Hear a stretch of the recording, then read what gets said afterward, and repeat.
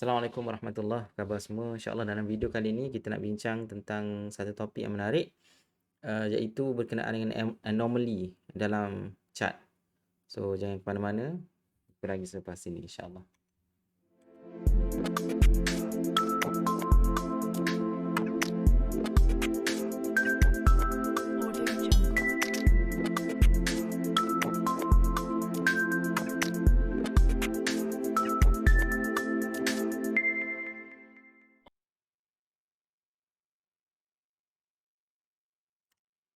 Okey, so hari ni kita nak bincang berkenaan dengan anomaly yang kita dapat perhatikan dalam chart, yang penting untuk kita faham benda ni. Okey, sebab kalau kita salah faham, kita akan terperangkap dengan pergerakan yang bearish. Kita mengharapkan ia semakin naik, tapi disebabkan kita tak faham apa yang berlaku sebenarnya, kita akan mudah untuk terperangkap dengan pergerakan tersebut. Okey, so sebenarnya saya nak bagi contoh kepada tuan-tuan semua berkenaan dengan Inari. So kalau kita tengok Inari sekarang ini, secara short termnya dia membuat lower lower low, lower high lah. Okey, so dalam beberapa bulan yang lepas bermula pada hujung November 2021. Jadi kalau kita tengok chart ini, kita nampak macam Inari membuat pergerakan bearish lah, semakin turun. Saya disclaimer dulu, saya memang sekarang ini saya tak mempunyai pegangan dalam Inari. Walaupun sebelum ini saya bercadang untuk membuat entry pada Inari, tapi at the current moment sekarang ini saya tidak mempunyai pegangan dalam Inari. Dan video ini bukan untuk tujuan sama ada untuk memberi signal sell ataupun buy kepada anda sekalian. So itu penting untuk kita faham. Video ini adalah untuk tujuan kita tujuan perbincangan semata-mata. Tidak ada sebarang buy call yang akan diberikan sepanjang video ini. Okey. So jom kita tengok apa yang anomaly yang saya nak maksudkan, yang kita nak cuba untuk bahaskan dalam video ringkas ini. Ini bukan contoh yang kita kata tipikal lah, tapi ada benda yang mungkin kita boleh ambil daripada apa yang berlaku. So tuan-tuan semua, sebelum ini saya pernah cerita panjang lebar dalam video berkenaan dengan volume price analysis. Volume price analysis. Dan dalam video tersebut saya ada cerita tentang anomaly, di mana secara prinsipnya, secara umumnya, okey, kenaikan yang banyak pada sesuatu counter itu, secara normalnya dia mesti diiringi ataupun diiringi oleh volume yang banyak. Okey. Sebab itu kalau kita tengok candle Marubozu, contohnya candle Marubozu berwarna hijau yang panjang, okey, kita kena perhatikan dekat bawah, kita kena make sure sama ada Marubozu itu valid ataupun tidak. Kita kena tengok volume di bawahnya. Sekiranya volume nampak macam tally ataupun membuat perkara yang sama, iaitu candlenya Marubozu dan volumenya juga tinggi, maka itu adalah pergerakan yang valid. Maksudnya price itu bergerak dengan valid. Tetapi ada keadaan di mana kita nampak pergerakan pada harga itu nampak luar biasa, tetapi volumenya sedikit. So ini kena be careful sebab dia menunjukkan anomaly, ketidak normalan. Maksudnya tak normal lah pergerakan tersebut. So kita kena faham. Begitu juga kalau sekiranya volume banyak tetapi dia punya pergerakan harga tu dalam range yang kecil. Maksudnya itu juga anomaly, yang mana dia mencerminkan bahawa ramai orang yang sama ada menjual ataupun membeli. Dia menanti saja orang nak jual ataupun nak beli, dia akan berperanan di situ, menyebabkan harga tak bergerak. So ini contoh dia, contoh yang kita dapat lihat kepada Inari, iaitu kalau tuan-tuan semua tengok, kita abaikan dulu RSI dekat bawah, kita tengok volume dengan price saja, volume price analysis. So apa yang tak normal sekarang ni? Bukan tak normal, maksudnya apa yang striking, yang kita nampak macam pelik sikit iaitu kalau kita tengok volume sebelum-sebelum ini, okey, nampak rendah kan? Walaupun ada yang tinggi ni melebihi average dia, tetapi dia ada yang rendah, ada yang tinggi. Tetapi pada satu hari iaitu pada 30 November tahun 2021, apa yang berlaku? Volumenya sangat luar biasa. Okey, volumenya sangat luar biasa. Wallahu ta'ala alam, apa catalyst yang ada di belakang ini kalau kita nak tengok, contoh kita nak tengok apa catalyst Inari Inari Hamilton, bila tarikh dia tadi? Kita dapat tahulah 30 November Inari 30 November. Okey, 30 November 2021 Alright. So kita boleh tengok dekat sini ada yang bincang dalam KLSE i3investor.com.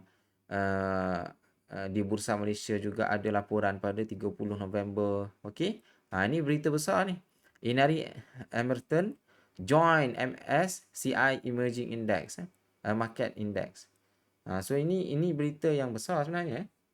Okey. Kalau kita boleh baca lah tuan-tuan boleh Google dan tuan-tuan boleh baca dia sebut effective at the close of 30 November 2021, one Bursa Malaysia listed constituent was added while to remove from MSCI Emerging Market Index. Maksudnya index ni, MSCI Emerging Market Index ni, kalau tuan-tuan nak tahu apa maksud MSCI Emerging Market Index ini, tuan-tuan semua boleh Google.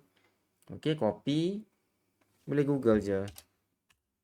Okey, biasanya ada dekat investing.com lah kita tengok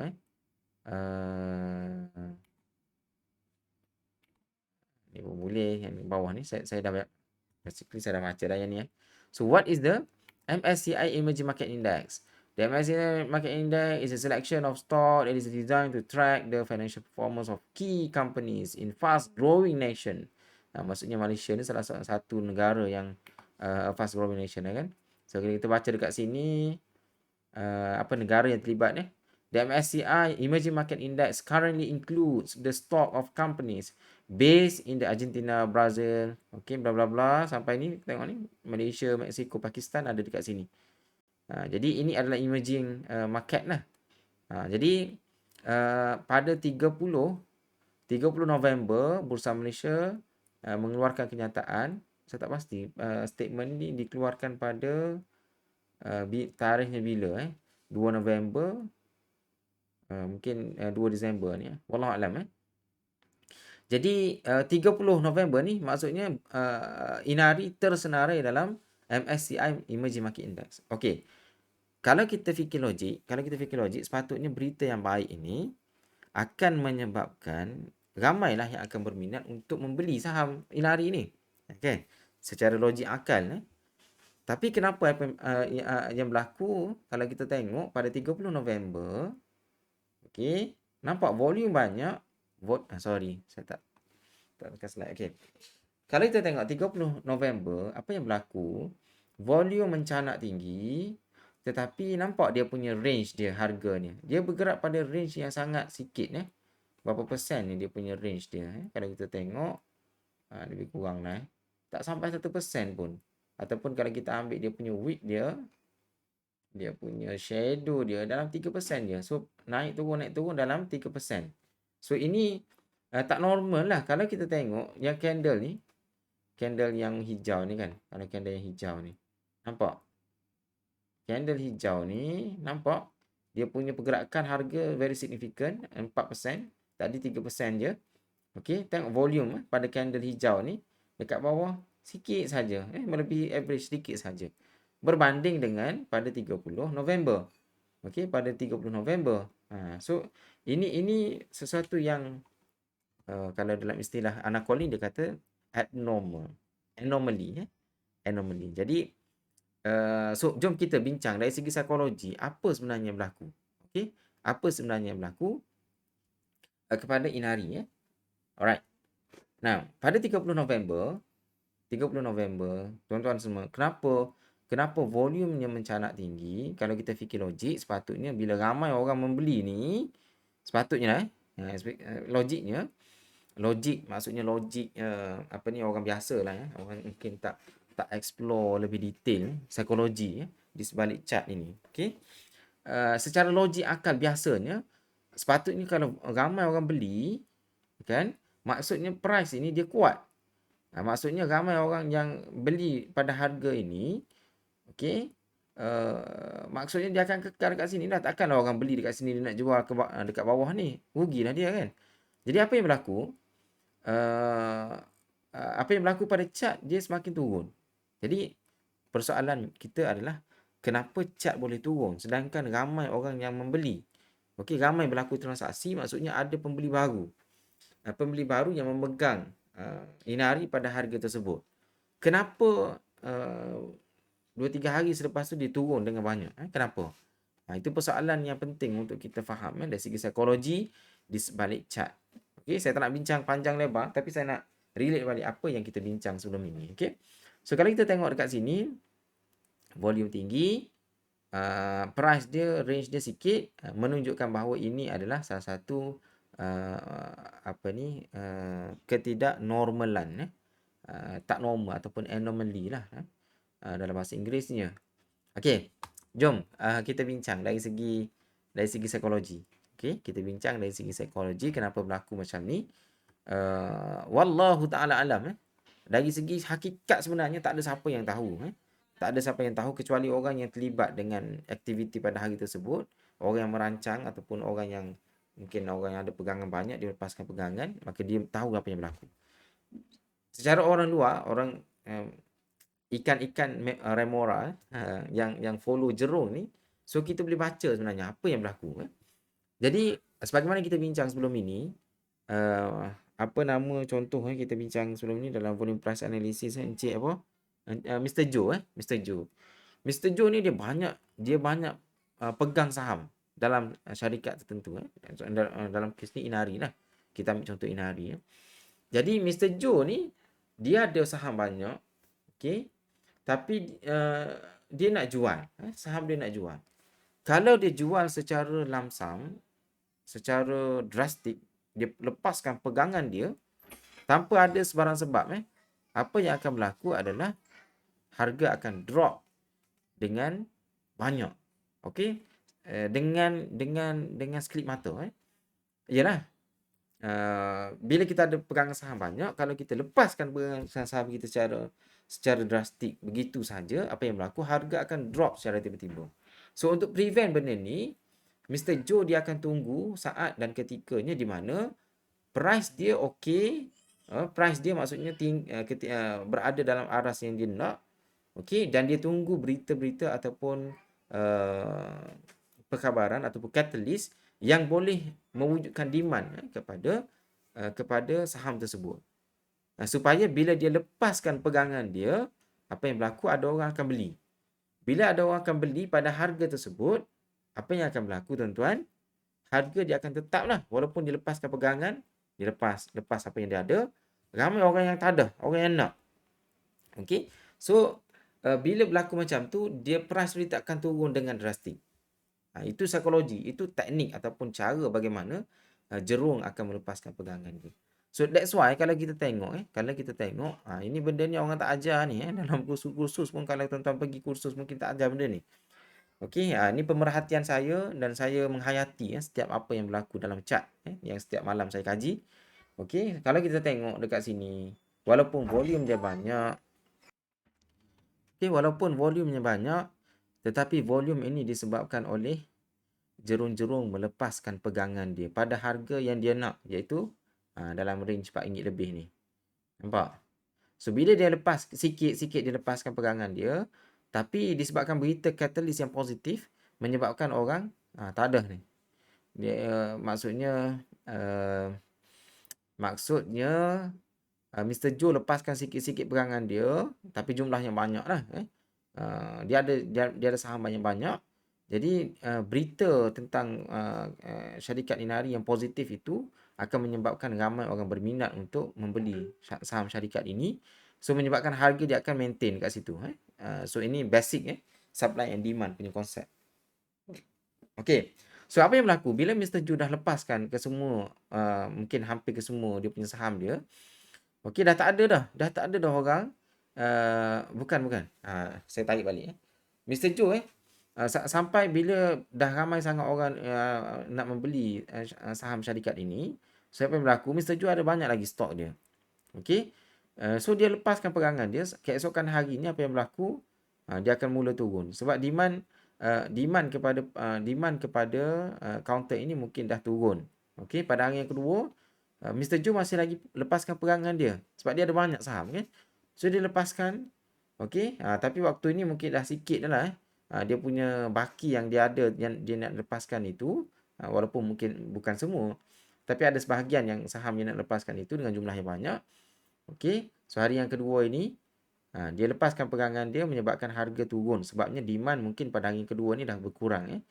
Okey, pada hari yang ketiga apa yang berlaku, Mr. Joe meneruskan aktiviti jualan dia, dia turun dengan banyak. Okey, turun dengan banyak walaupun dia naik sikit, tetapi pada waktu ini saya percaya Mr. Joe dah lepaskan ke semua bahagian saham yang dia ada yang dia berhasrat untuk melepaskan pegangannya. Sampai berlaku dia turun, dia naik sedikit rebound, okey, dan dia meneruskan penurunan. Sampai berlaku naik sikit, dia teruskan penurunan. Okey, disebabkan di sini dia tak ada dah tak ada orang tak ada jerung sangat yang berminat untuk membuat entry kepada Inari. Okey, itu logik di sebalik di sebelah chart. Yang tuan-tuan semua mungkin tak akan belajar benda ni daripada kursus-kursus yang berbayar ataupun daripada buku-buku. Adalah buku yang cerita antaranya buku Anna Collins itu, buku yang bertajuk apa? Mana? A Complete Guide to Volume Price Analysis. Mungkin kalau tuan-tuan baca ni, kalau baca tanpa belajar dulu, mungkin tuan-tuan akan pening. Tapi insya-Allah kalau tuan-tuan dah tengok video volume price analysis saya buat sejam lebih dekat 2 jam, insya-Allah mudah faham apa yang disebut oleh Anna Collins dalam bukunya. Okey dah tuan-tuan so itu benda yang saya rasa penting lah. So moral of the story pengajaran dia. Kita bincang panjang lebar pun tak guna juga kalau tak ada plan of action ataupun pengajaran daripada apa yang kita bincangkan kan. Jadi kesimpulan dia, tuan-tuan kena ingat sekiranya tuan-tuan tengok anomaly ni, tuan-tuan kena fikir lebih sikit. Okey? Lebih sikit. Sebab kalau kita belajar secara kebiasaannya, apa yang guru-guru ataupun sifu-sifu kita ajar, bila volume banyak maksudnya dia kuat. Tapi bagi saya tidak. Bagi saya tidak. Dia bergantung kepada apa yang berlaku di sebalik chart itu. So kita kena fikir lebih. Kenapa boleh berjadi macam tu? Sebab sekarang ni kita tahu dia adalah anomaly, dia tak normal. Jadi kita kena fikir kenapa dia berlaku macam tu kan? So penerangannya adalah sebagaimana saya sebut tadi lah. Itu mungkin salah satu daripada penerangan lah. Mungkin ada penerangan yang lain yang mungkin yang boleh menjelaskan tentang fenomena ini. Tapi itulah pemerhatian saya yang saya kaji selama ini. Okey, yang saya faham dan memang itulah yang berlaku. So be careful tuan-tuan ini pengajaran penting. Be careful bila berlakunya volume yang mencanak tinggi macam ni, tetapi price dia tak bergerak sama ada ke atas ke bawah. Okey, dia punya price range tu dia fix. Menunjukkan bahawa jerung yang nak melepaskan pegangan dia dah set dah berapa harga dia nak jual. Berapa harga dia nak jual. Jadi bila sampai tahap itu dia jual. Bila orang nak beli dia akan jual pada harga tersebut, menyebabkan harga dia tak bergerak. Okey, so be careful lah. Hari seterusnya berkemungkinan price akan membuat penurunan dan meneruskan penurunan sehinggalah dia jumpa support yang baru. Okey, sehinggalah ada buyer yang baru ataupun jerung yang baru yang membuat entry yang mampu untuk menolak price naik ke atas. So kalau kita tengok Inari ini dia membuat lower low, okey, low, lower low, lower low lagi dan juga lower high. So ni high, lower high, mungkin mungkin higher high lah. Tapi dekat sini walaupun dia membuat high ni nampak volume dekat bawah ni tak kuat, menyebabkan ini adalah kenaikan yang tak normal ni ataupun tak signifikan lah. So that's why dia membuat penurunan lagi. So itulah tuan-tuan, saya rasa apa yang nak saya share pada hari ini. Pesanan akhir saya, tuan-tuan kena betul-betul mahir tentang volume price analysis. Itu adalah antara teknikal analisis yang sangat penting untuk kita faham. Selain daripada apa ni, chart pattern analysis, selain daripada apa ni, support, resistance, trend line, moving average dan sebagainya. Jadi volume price analysis ini adalah antara analisis yang sangat penting untuk kita sebagai trader faham dan juga kuasai. Wallahualam, tuan-tuan semua, untuk makluman saya sekarang ni kurang sikit buat video kerana saya tengah fokus explore satu bidang yang sangat menarik, bidang yang baru, iaitu berkenaan dengan dunia kripto. So saya hari-hari sekarang ni memberi fokus waktu, of course lah, after office hour saya fokus untuk menguasai ilmu kripto. Okey, sangat menarik, sangat luar biasa peluangnya. Mungkin kepada rakan-rakan kita yang berminat untuk belajar tentang kripto ini, saya akan buat grup khusus, grup Telegram, yang mana kita boleh buat coaching secara live. Sebab saya tak boleh buat video yang bersifat teknikal untuk ni kerana dia perlukan support. Okey, saya boleh buat video tapi tuan-tuan akan banyak persoalan yang timbul yang perlukan penyelesaian. Jadi insya-Allah sesiapa yang berminat, saya akan buat satu grup Telegram dan saya akan buat bahan dalam masa yang terdekat ini. Insya-Allah saya tengah setting semuanya. So mungkin kita akan buat kelas secara regular lah. Dan kelas itu mungkin bersifat synchronous, bukan recorded video tapi lebih kepada synchronous untuk saya guide kepada sesiapa yang berminat untuk belajar tentang kripto. Dan yang lebih menarik adalah robot trading, menggunakan software ataupun tools artificial intelligence yang sangat menarik. Okey, so siapa nak belajar, insya-Allah stay tune. Saya akan buat video dan juga saya akan buat bahan berkenaan dengan perkara ini. Wallahualam, terima kasih tuan-tuan. Saya minta maaf kalau video ni agak panjang. Dan saya minta maaf kerana saya lama dah tak upload video. InsyaAllah selepas ini mungkin saya akan memberi sedikit fokus kepada kripto kerana saya melihat peluang yang agak besar di situ. Wallahualam, terima kasih tuan-tuan. Assalamualaikum warahmatullahi wabarakatuh. Jumpa lagi.